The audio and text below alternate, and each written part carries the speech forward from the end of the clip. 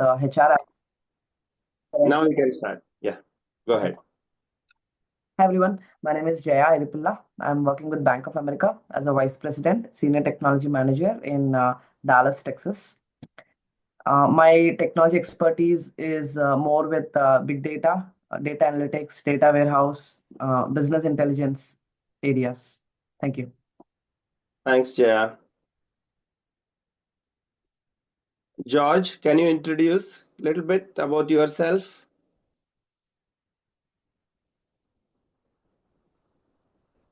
Hi everyone, this is George. Um, my name is George Workers, and I work for Capgemini as a director for cybersecurity and AI. Good. So we have AI persons as well. So look, that's also my topic. How do we really bring? Because there are a lot of AI startups, particularly in every area of industry. So we will have. Yesterday, I was talking to one of the CEO.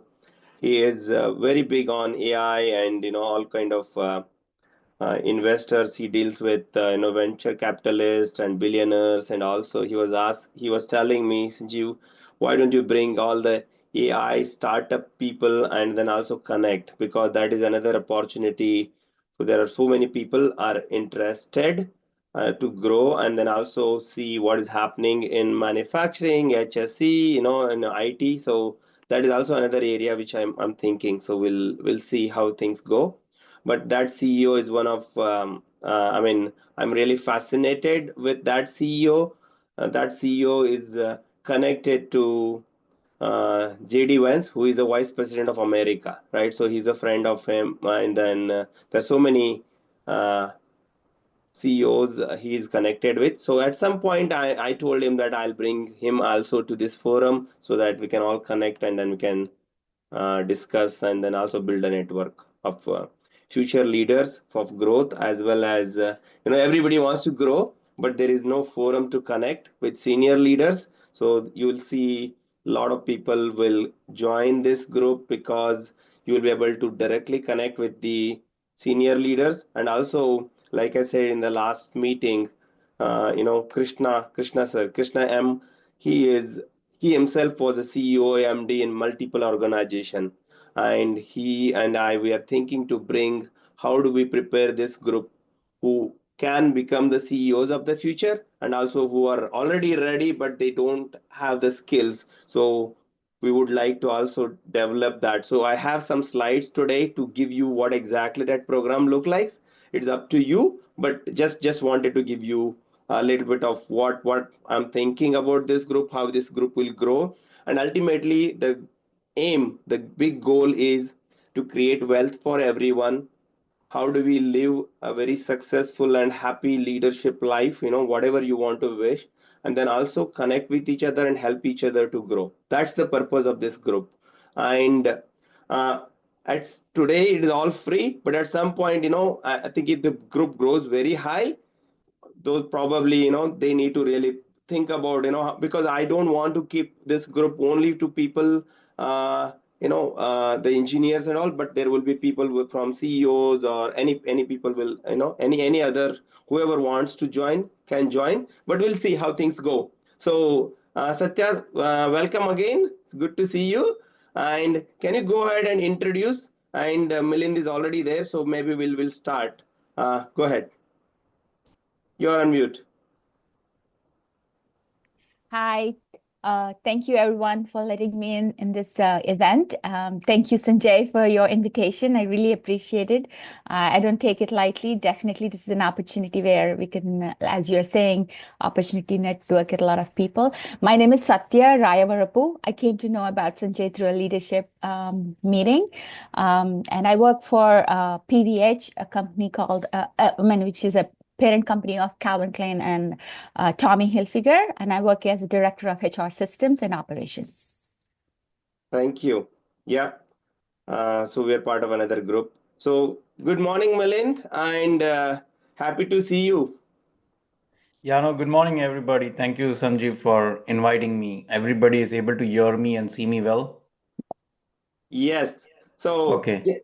just to give you, before we start with Milind, I want to give you where how I connected with Milind, and it's an interesting story. Most of the people may not know, and I take pride in terms of who I am today, or at least coming to the US. He played a big role as the CEO and country leader with me in India. We worked together, and we built a bond and very good connection.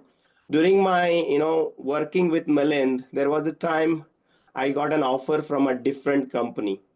And I went to Milind. I said, "Hey, Milind, I am getting a very good salary and I want to live. And before I put my resignation, I want to let you know that I am leaving this company." Then Milind was a little bit shocked and he said, "Sanjay, why don't we talk?" He was very busy in some meeting. So he said, "Why don't we talk?" And he called me at around 8 p.m. I still remember it was the my son was having some annual function in his school, and he called me and he convinced me what we can do together in the same company, and why don't you stay with me. Next day, with Milind's advice, I said, "I'm not joining, I'm with you." And he told me one thing: "Whatever you want, I'll try my best. You'll get it, and we'll work together." We work very well. And that was only one trust that I told him that I'm not leaving.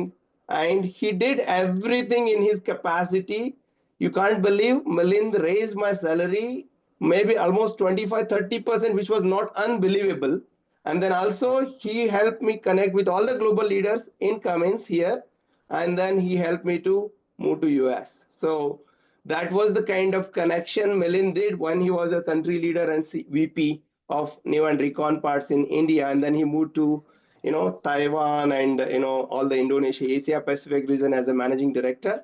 But I think since then we got connected so well, like Krishna, right? Krishna also, he was a CEO where I was working. So wherever I go, I don't know why, I meet with CEOs and build connections so good. And then they really helped me grow. So today, still today, Milind and I, we talk a lot. And I asked him, "Hey, can you come to this forum and please share your insights, experience?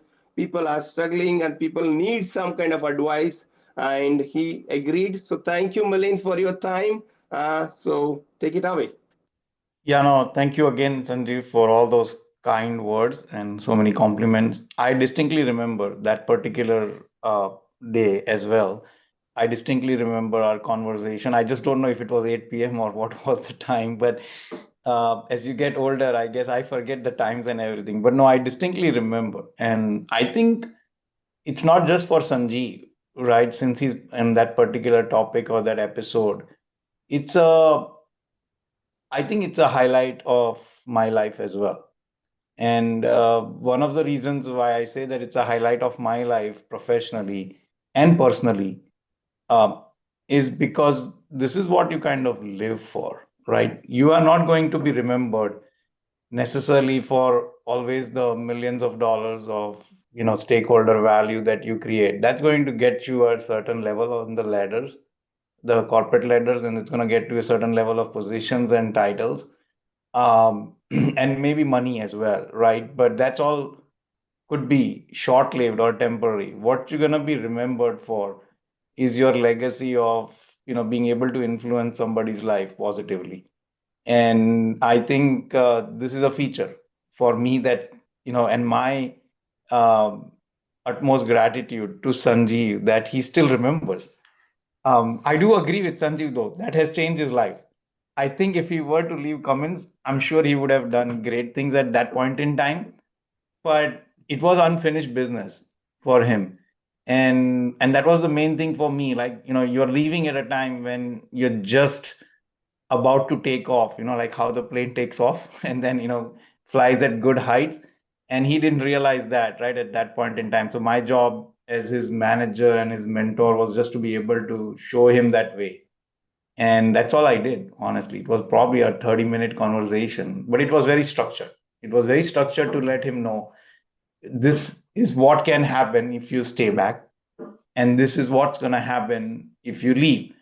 And I told him that either of those situations are actually right. None of the situations are wrong. There's no right or wrong when you're picking up those types of choices in life. It's just up to him on what his heart tells him to do and what's right for his family. I think the biggest thing I must have told him at that point in time, I'm sure, is do whatever is right for your family, because that's the ultimate. So anyhow, uh, I'm glad and I'm happy that I am able to, meet so many new people. There are a few of you who probably saw my LinkedIn profile and sent me a LinkedIn request as well. But my apologies if I declined any of yours in case if I did. That's because I did not know who all were trying to contact me, and I did not realize that Sanjeev had already, advertised me so well that people had started to send me LinkedIn, requests for networking. And nowadays, that there's a lot of fake IDs on LinkedIn as well. So LinkedIn is no longer that reliable social media professional platform anymore. Like there are so many fake people who try to, contact me through profiles, and you kind of figure it out, right? So it wasn't because I declined because I thought that somebody's a fake necessarily. But unless you know who's contacting you from, where and for what purpose, or you have some kind of semblance through a common connection, I tend to not accept requests nowadays. I do accept a lot of requests. I have probably over 1,000+ connections, maybe, I do not know, 2,000 connections. I've stopped counting connections. But yeah, so now I have the names of all of you on this email and the invite. So in case if you did send me, I will accept it. I will take just 5-10 minutes, right? So it's about 9:13. Let me take about 5-10 minutes of just introducing myself. I know that it's going to be very difficult um, to get introductions individually in such a short period of time that we have for this session. But when I say introduction, it's like majority of you may have already checked my LinkedIn profile, so I'm not necessarily going to go through a significant piece of my professional background, but just to kind of introduce myself a little bit personally so that you know who I am and where do I come from and things like that, and what am I doing right now. So you know I have professionally, I'm gonna go very quick. I have professionally over uh, 32 years of work experience. I keep telling people that it may sound that I'm old, but I'm not that old and I'm not that young either. So I'm in a good phase, in a good stage of my life. I have over 32 years of professional experience. I am a chartered accountant from India originally, and I have an MBA in finance from the Ohio State University, the cap that I'm wearing. Um, and it's all been long time back that I finished all my professional certifications, right? So I finished my MBA way back in 2002, so it's almost 23+ years. Since then, I've been just working, right, professionally in different setups. But prior to um, Cummins that happened to me, and prior to my MBA, I had about 8 years of public accounting, tax advisory, audits, business advisory, corporate formations, management consulting, multiple aspects of public services experience with KPMG and Deloitte. And then I worked for a couple of years after my MBA for a private equity investment firm. And then I worked for Cummins for straight 20 years. And with Cummins, I had like two phases of my career. For 10 successive years, I was in the US, working on different levels and different businesses as finance leadership roles, um, managing hundreds of thousands of people across the world, multiple continents, many global roles, and then in finance leadership. And then for another 6 years, I went straight into general management, more like regional CEO or regional country leader or managing director type positions with Cummins. And one of them was in India, which is the one that Sanjeev is talking about when we met for the first time. For 3 years, I was the country leader of our aftermarket parts and remanufacturing business. And then for another 3 years, I was in Thailand and Vietnam and Singapore and Myanmar as the managing director of our exclusive distributor of Cummins over there, like in 3 different countries. we had three different legal entities. This particular entity, which was a joint venture between Cummins and DKSH, was a exclusive distributor of Cummins products and services. So it was a seconded role, basically. I was the managing director from Cummins' side and the leader of three legal entities. I was reporting to the board of those two companies. And it was one of the best jobs ever, I would say, that, you're not Cummins, but you're Cummins, that kind of a situation. You get exposed to another joint venture partner. You have a lot of independence and empowerment to change things, and you get the best of both the worlds, right? In terms of the support and the value that both the companies bring to such a joint venture. And then the last 5 to 6 years in Cummins, I was more in strategic positions. I was more in mergers and acquisitions. I was more in strategic partnerships in new technologies. I was more in business development activities, that type of roles. And then I left Cummins eventually in August of 2003. And I say that with a little bit of a smile as I think back my career, because Cummins is part of our DNA. I think Sanjeev would probably vouch for it. It's still very dear as a company, as a place of work, and as a place of development professionally and personally. I think it's one of those very unique companies that is truly international, that is truly diverse. I do not know all the folks who have actually dialed in. How many of you are in US? How many of you are in Europe or Asia or India? But Cummins is everywhere. Cummins is in 200 countries. Cummins is truly global, truly diverse. It has global, workforce working in all countries. So, like when I was in India, and I was the country leader, for example. So it isn't like the diversity existed only in US, and you had people from all different kinds of ethnicity and nationalities and experiences coming from all over the world working for the company only in the US. Even in India, I had people who were Americans who were on our teams. Like they were on expat roles, seconded from US onto our team in the US. So, sorry, in India. So it was truly diverse in terms of cross-sharing talent and providing opportunities of all the people, right, to everywhere. And it was one of the places where values were really cherished. So a lot of people, like you'll probably see, right, all over with your experiences, I'm sure you understand, everybody promotes, everybody advertises, everybody talks a lot about their values, corporate values, whether it is about integrity, whether it is about corporate responsibility, whether it is about superior results, it's excellence, or diversity or whatever. And I'm not saying that majority of the companies don't live up to the expectations, but Cummins used to go beyond on those values. So they used to go beyond expectations on those values. They used to truly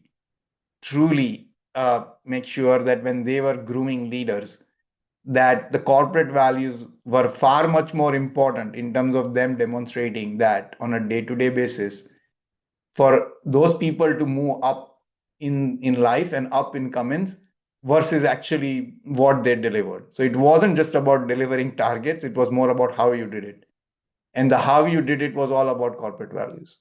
So it's been a great journey and ride. I don't think so I would be in the position of as much confidence or as much accomplishment right now talking to you guys if it were not for Cummins along the way, at least from a professional standpoint.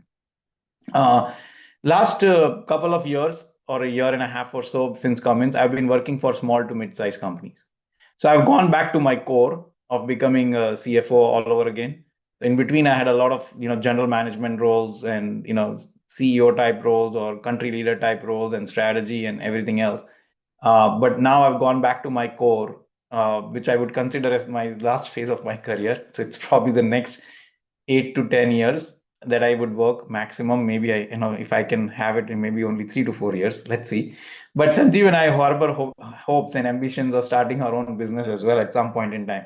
So that's the other part of the entrepreneurship, right? Like that's the challenging part. You work a lot, hard, you're raising your family, you're a young person, you're trying to, make it big in different places.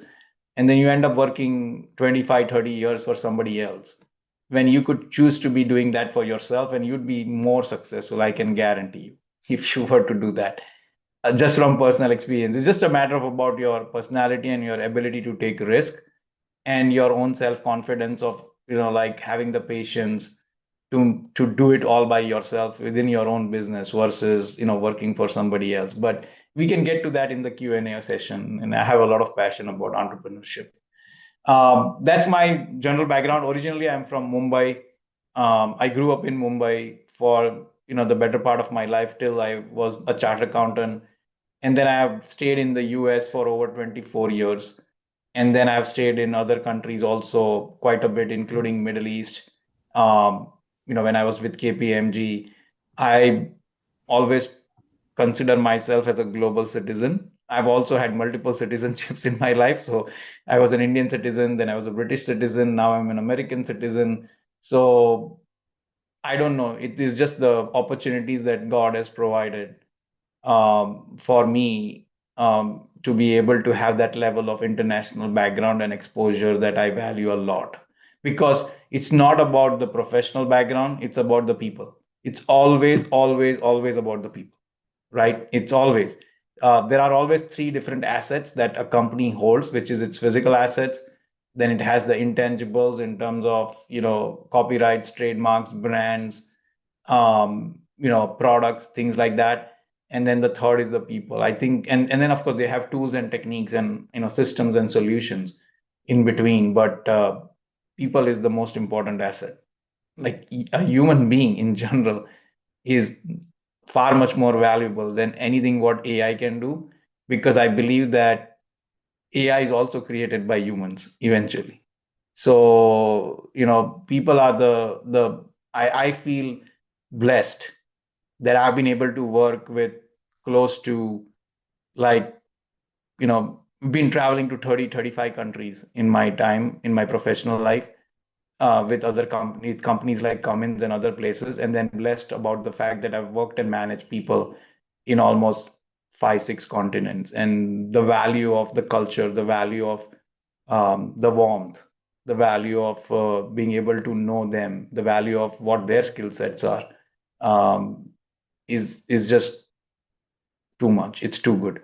Not everybody gets it. Not everybody necessarily thinks about it in that fashion. But for me, I draw my energy from people, and that's the one part about my personality that you can probably gauge just the way I talk, over here. What I want to say is a couple of last things before I leave it for Q&A. Is there was no planned agenda for this session, so I'm just going impromptu. Um, I think Sanjeev tried to have me over here just to share a little bit of my background. Um, Success is very subjective, right? Success to one person may mean something else to another person. So make sure you have your own independent definition of your success, and you have your own independent definition of your own purpose to life. Success doesn't mean professional success all the time. Success doesn't mean um, having too much of money. Having financial security is definitely good, because then you can do many other things in life as well that you are whatever you are of. But having a bigger purpose to life is very critical outside of your professional domain. Uh, in terms of outside of work and in terms of leisure, or my personal interest, I'm a big sports person. So I play cricket. I still play competitive cricket. I still play competitive tennis. I still play golf. I play regularly, like couple of times a week at a minimum. During the summers here in the US, I could probably play 3, 4 days a week. I watch sports, I read about sports, I critique about sports. I'm very passionate about sports. And if it were not for sports, I wouldn't be the person that I am. So in my next life, my dream job is going to be a sports correspondent, because I think I can communicate well, I can write well, I can cover things well. So there's no other better job than having a dream job, traveling with your favorite sports team and then getting paid for it as well, right? At the same time. But it's not going to happen. Yeah, Harsha Bhogle to that extent is definitely one of my inspirations, because he made it. Harsha Bogle, right? He made it. He is an intellectual. He's a very educated person, and he's not necessarily a person who played competitive sports in his life, right? Or was not a professional, but he still made it. So those are the types of people that are definitely an inspiration. Um, and then I have a spiritual inclination as well. There's a spiritual part of my life that's all about being part of a movement, which I can talk in a little bit detail later on in case if anybody's interested, but I won't go into it right now. Is all about staying the course of self-development, self-awareness, staying on the course of art of living, if you will, or staying on the course of implementing the teachings of Bhagavad Gita. Right? I'm a Hindu, and I think a lot of you are Hindus here on the call. You would realize that it is not a religion, it is the way of life that Lord Krishna and the Bhagavad Gita taught us, and it was live, several thousand years ago. So for us, it's not even about a myth, or it's not about just a story. It's about something that actually happened. And so there are multiple ways you can figure out projects or activities. And it is not about, the one thing I want you to be very careful about as I try to advise you on this, at least from my own perspective and the little light I know and the little light that I try for my life is please distinguish the social aspects versus the charitable aspects versus the spiritual aspects. Spirituality is not charitability. Charitable causes and social causes can be elements of spiritual causes, but spiritual causes are way beyond, right? Much more higher. So that's probably the only distinction I would probably have you advise, that make sure you don't confuse yourself as social causes and charitable causes as being the only spiritual causes, or whatever the case might be in terms of your own personal interest and activities. In terms of leadership, right? Few lessons. I would say that there are a few books, right? And one of them that strikes me is the name itself is that Leaders Eat Last. There is actually a book called Leaders Eat Last. And it's very difficult to live up to that level because, as you go up the ladder, as you go up and you get more and more accomplishments professionally, people end up thinking that it's all about them when they don't realize that there are so many forces working for them, alongside them in the universe, as well as surrounding the people that are actually creating that opportunities for them. So you need to be humble. You need to be modest. You need to be real and genuine. I would say communication is by far one of the most important and critical leadership skills. You ought to be able to communicate, whether it's verbally or in writing or in otherwise just in the manner in which you conduct yourself, right? The way you bring yourself to work or wherever you go. Communication is very critical. In this world of globalization and industrialization, collaboration and alignments are very important. So you make sure that you build your networks, you make sure that we are all living in this multi-metrics cross-functional organizations with business units and functions and globals and whatnot. And so you want to make sure you're collaborating and aligning and extracting the best out of everybody, right? So you doesn't mean to me collaboration and alignment doesn't mean that everybody is a decision maker. The decision maker has to be only maybe one or two people, but there are other 5, 10 people who you ought to get your inputs from. You want to make sure that they are behind you, they're supporting you in your decisions.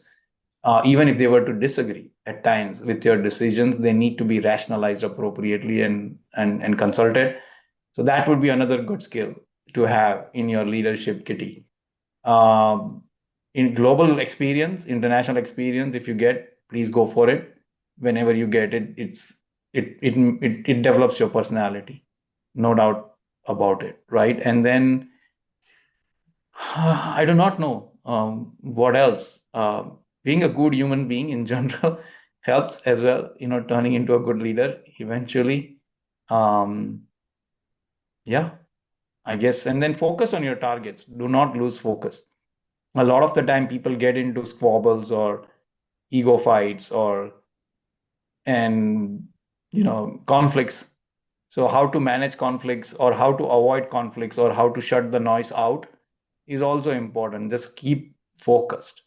As much as spiritual discussion that I've already had, you can imagine that I believe in karma, and it's very difficult to practice.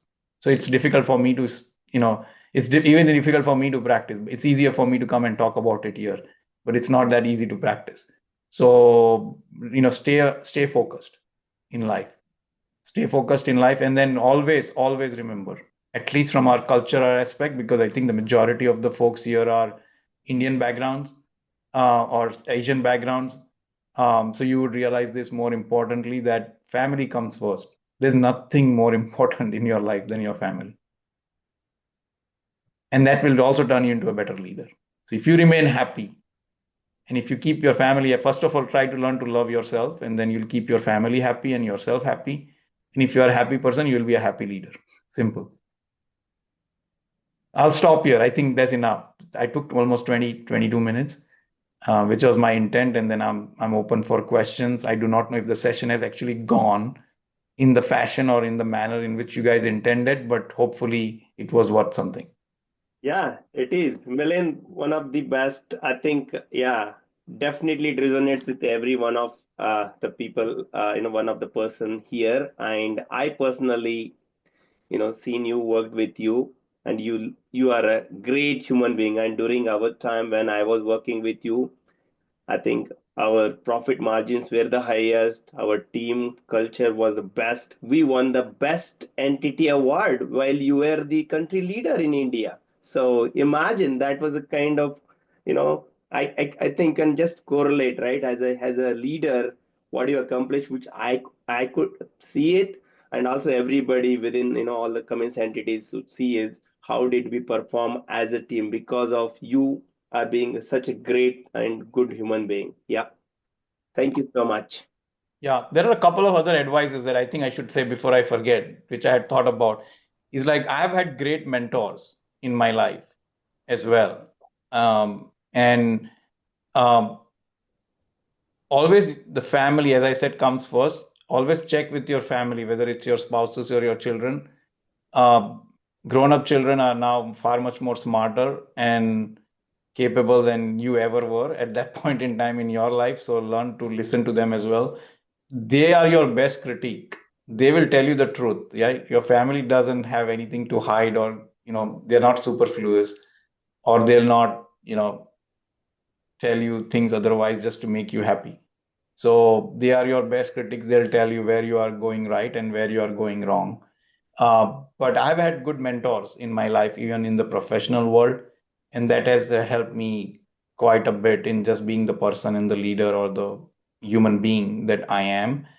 There are a couple of them who gave me advices, and I may sound calm, collected, very structured person right now as I'm talking to you, but there are times when I panic, and there are times when I get really excited, and there are times when I get angry.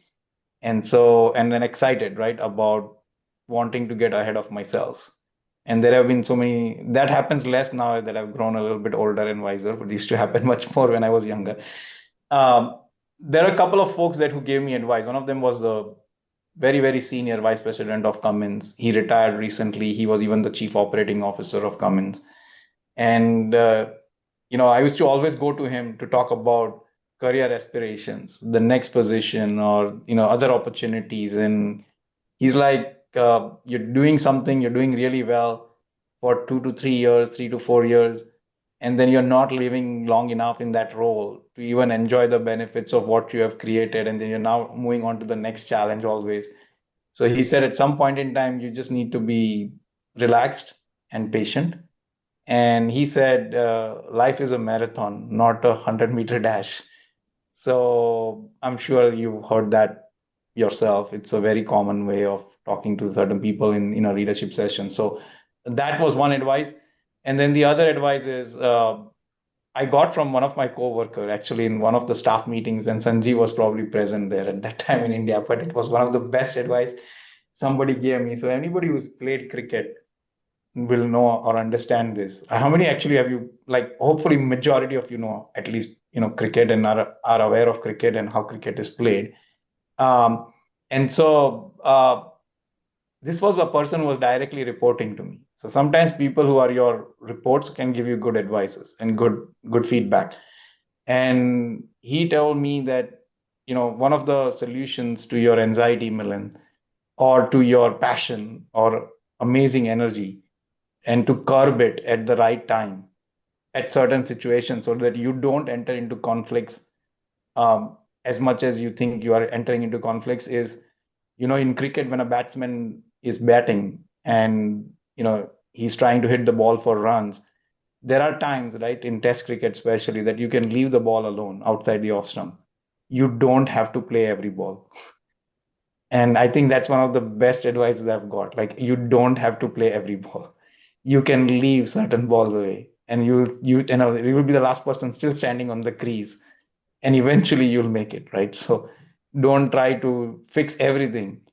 Um, you know, Otherwise, you know how Virat Kohli gets out, caught behind or caught in the slips in the last few matches.